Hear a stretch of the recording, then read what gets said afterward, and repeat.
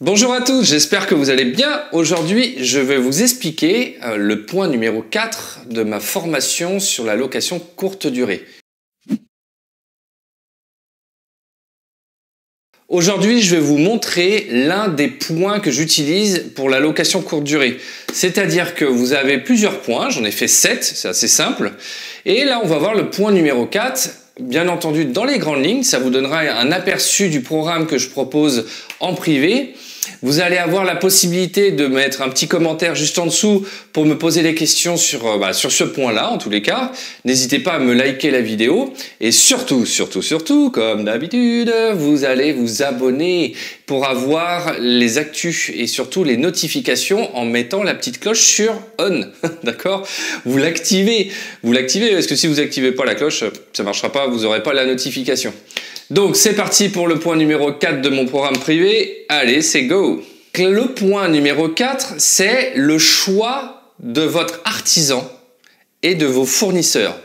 Aujourd'hui, je vais juste vous parler des choix de l'artisan avec qui vous allez travailler pour, par exemple, remettre en état un bien immobilier que vous allez mettre en location courte durée.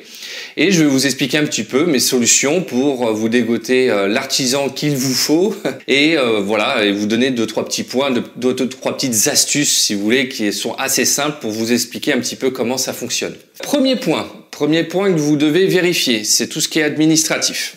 Quand vous vous adressez à un artisan, ça m'arrive très souvent, je ne sais pas pourquoi, mais le corps de métier de paysagiste, vous me dites si je me trompe, hein, mais ils arrivent très souvent à taper à vos portes. Bon, ça, c'est pas un problème, j'ai rien contre ça. J'ai même une vidéo sur le démarchage, on appelle ça la prospection basket, où je recommande cette prospection-là.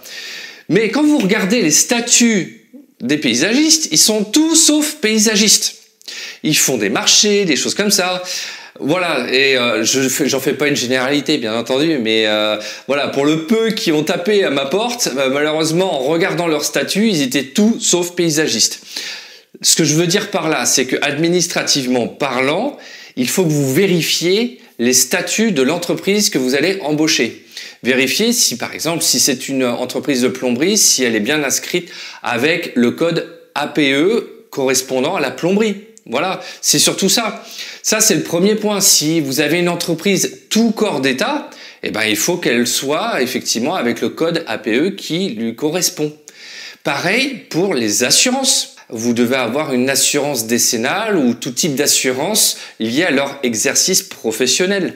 Que ce soit un paysagiste, un maçon, un plâtrier ou un électricien, on a tous une assurance décennale qu'on paye tous les mois, d'accord, ou toutes les années, et qu'on met à jour pour que vous ayez, on va dire, une protection sur la mise en œuvre des travaux effectués. Deuxième solution qui va vous permettre de choisir le bon artisan ou la bonne société qui va vous effectuer des travaux chez vous, c'est de prendre rendez-vous avec eux pour voir le travail qu'ils ont déjà effectué, savoir s'ils ont un site internet, des choses comme ça, des traces qui pourraient vous mettre un peu comme si vous allez au marché le matin.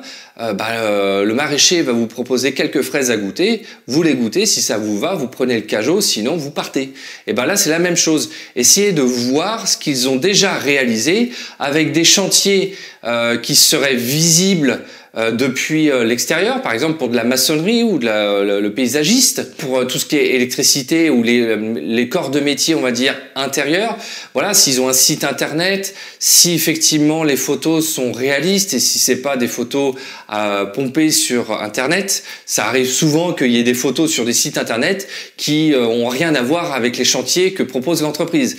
Donc ça aussi, c'est important de faire une recherche de Google Images pour pousser, on va dire, l'étude plus loin. Alors peut-être que c'est un petit peu trop pour vous, ok, mais je vous donne des solutions pour vous trouver un bon artisan et pas vous retrouver sur la paille à la fin, quoi, hein. Ce que je vous donne comme deuxième solution, c'est de vérifier en fait l'antécédent des travaux qu'a réalisé cette entreprise. Alors vous allez me dire, bah oui, mais si je prends un artisan qui vient de monter sa boîte, bah oui, mais cet artisan-là, avant d'être artisan, il a dû travailler chez un employeur.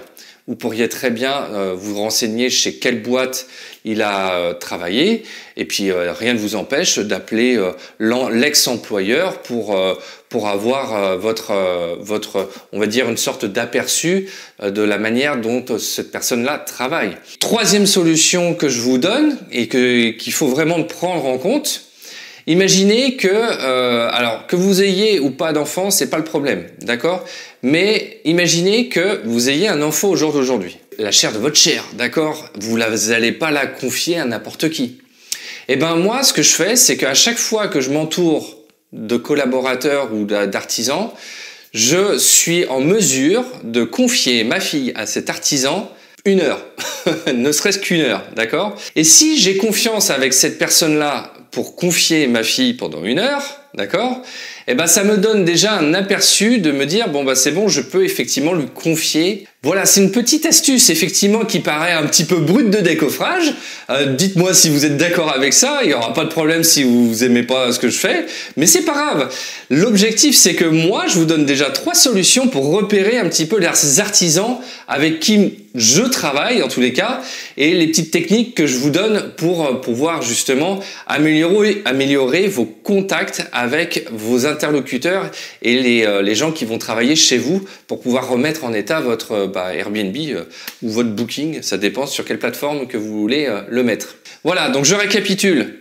Premier point, l'administratif. Vérifiez si niveau administratif, le code APE, la société et au niveau des assurances, si tout va bien. Avant toute chose, si ça passe pas cette étape, prise de rendez-vous, c'est pas la peine de le rencontrer, d'accord? Deuxième étape, donc vérifiez les chantiers ou on va dire le travail qu'il a effectué grâce à la satisfaction client, par exemple. Les commentaires Google, ça peut être valable. Après, attention avec les commentaires Google, il peut y avoir des avis négatifs ou même positifs qui ont rien à voir avec un travail demandé. Voilà, ça peut être très bien tonton Jackie qui met un avis 5 étoiles pour son petit fiston qui lui permet d'avoir une note un peu meilleure. Voilà, il faut voir dans son ensemble effectivement les commentaires Google, on va dire comme un petit bonus qui vous permet d'avoir un aperçu, mais ne vous fiez pas du tout à ça, hein, ça n'a rien à voir. Et même s'il y a des avis négatifs, c'est pas pour ça que l'entreprise travaille mal. Et troisième point, quand vous sortez du rendez-vous, que vous avez vu cette personne-là, que vous avez posé les questions techniques et que vous avez votre premier ressenti sur la personne, alors des fois vous avez effectivement des commerciaux qui sont en face de vous, mais normalement le commercial est là pour retranscrire l'image de la société. Est-ce que cette image, du coup, vous satisfait et est-ce que vous seriez capable de laisser un proche avec lui pendant 1 heure, un proche, votre fille ou votre fils, pendant 1 heure. Et là, ça va être un bon moyen pour vous dire, oh là, non, lui, je lui laisserai pas mon fils parce que c'est pas possible, quoi. C'est une relation humaine, finalement. On est tous liés par les émotions.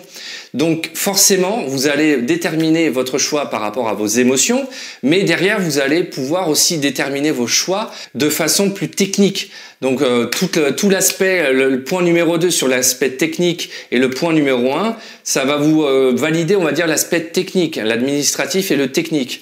Et le point numéro 3, c'est l'aspect émotionnel. Ça n'ira jamais sans ça. Quand vous achetez un bien, je vous donne un exemple. Imaginez que vous achetez le tout dernier téléphone à plus de 1 000 €. D'accord? Bon, bah là, vous allez débourser. Pourquoi vous allez acheter un téléphone à plus de 1 000 €? Bah parce que derrière, vous dites que émotionnellement, vous en avez besoin.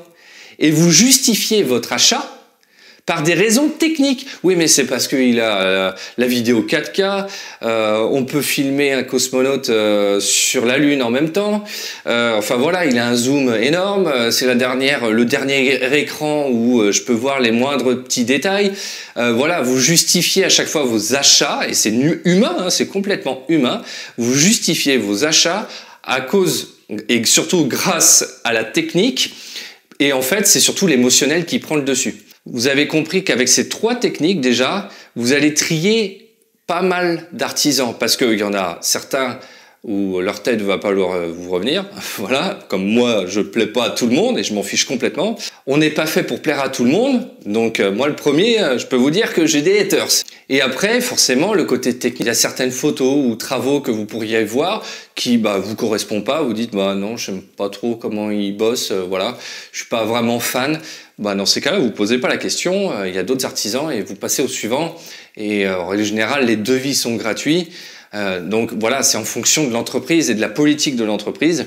Mais en règle générale, c'est assez simple pour avoir un devis. La seule chose, c'est que vous pourriez éventuellement patienter avant d'avoir le devis. Parce que des fois, il y a des délais d'attente qui sont à rallonge. Il faut lancer en fait la procédure de devis maintenant pour les avoir d'ici maximum 1 mois, quoi. Je vous ai un petit peu éclairé sur l'un des points que je fais lors de mon programme, les 7 étapes de la location courte durée. Je vous mets juste en dessous forcément le lien pour vous inscrire. Et surtout, il y a un canal Telegram que j'ai mis en place où vous pouvez déjà me rejoindre, où je donne des petits aperçus sur des revenus passifs autres que la location courte durée. Mais on va forcément parler beaucoup de location courte durée sur ce groupe. Donc n'hésitez pas à me rejoindre. Je mets du contenu assez souvent et puis c'est surtout que vous m'avez directement via mon téléphone. Vous pouvez directement me poser des questions là-bas. Voilà, écoutez, je vous souhaite très bonne journée à vous et puis à la prochaine. Allez, ciao. Vous avez loupé ma dernière playlist, elle est juste là.